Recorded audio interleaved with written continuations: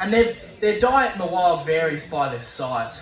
After they hatch out, 25, 30 centimetres in length out in the wild, they're feeding mainly on things like tadpoles, insects, small fish, frogs. As they grow, so does their prey size. And for the big boys, Hagrid size, out in the wild, he'd be targeting things like wallabies, feral pigs, dingoes, maybe an unlucky fisherman. And for the really big boys, the ones that get over 5 metres, they're targeting things like cattle, horses, and even the Asiatic water buffalo. So they can take down some huge prey items.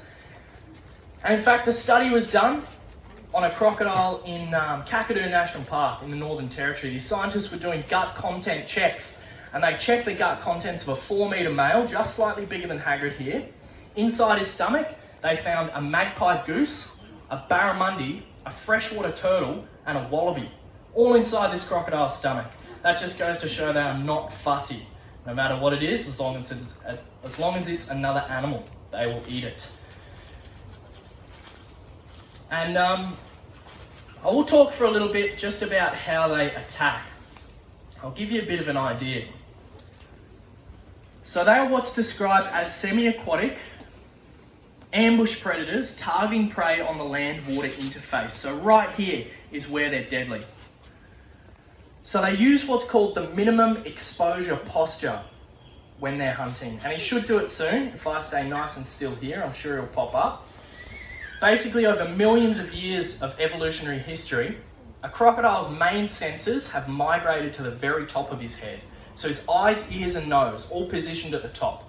So you can manipulate his buoyancy by manipulating the air in the lobes of his lungs to either rise or fall. So he can pop up, exposing 2% of his body mass in that minimum exposure posture. And when he's doing that, he's scoping. They sit out there paying attention. So an animal comes down, or a fisherman, you've been to this area hundreds of times before, you look around, you don't see an immediate threat, and you hop on into the water. Hagrid's cousin out there, sitting in that posture, sees that as a bit of an opportunity and decides to head on in. When he's in that posture, his senses work really well. His vision is exceptional in the day and even better at night. Really good night vision. His hearing is excellent. Better positional hearing than us. And he smells good too. He can smell a carcass from hundreds of meters away. But when he drops under the water and creeps on into where he last saw you, all those senses go out the window. He can't see in the murky water. He'd see about as well as we can. Hearing would be muffled. And being an air breather, he can't smell under the water. But Hagrid here has a sixth sense. All over his jaws, his head, and the rest of his body are tiny little pressure receptors called ISOs that pick up vibration in the water with incredible accuracy. So much so, no doubt, Hagrid would be able to feel me walking along the bank heavy-footed just like this. It's believed he could feel a leaf landing on the surface of the water above him, and he can feel fish swimming past him.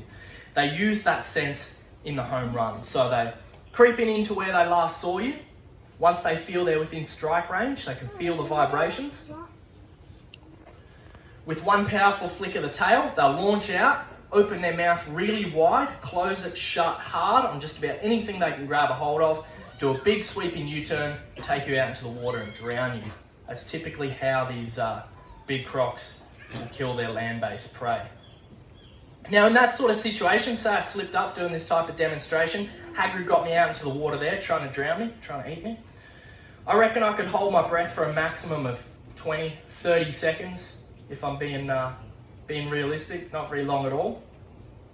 In that situation for him, he could hold his breath for 30, 40, 50 minutes, no problem at all.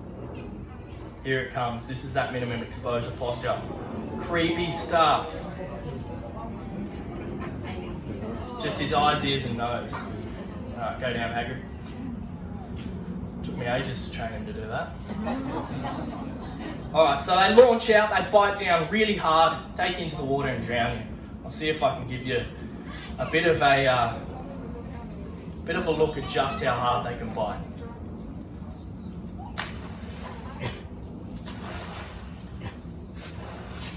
Come out again for me, Hagrid. One out.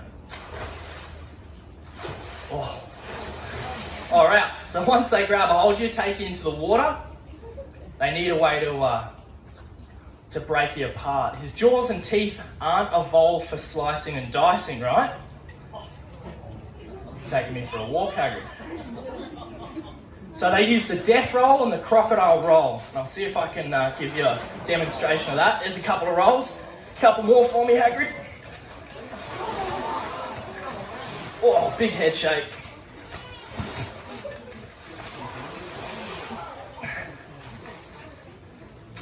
Do another one. There we go. That's funny. Big head shake. Hard that back. Not likely. All right. So that was the death roll and the head shake. So I didn't get a chance to explain it to you then. I didn't want to get him to get it that early, but I thought we'd roll with it. Once they've killed an animal, to break it apart, they'll bite down really hard, lift it out of the water and thrash violently. Pieces just go flying. That was that head shake you saw. And as for the death roll, they bite down and they just spin. And he did a couple of good examples of that then. For now, I'm just going to let him sit for a minute, get his breath back.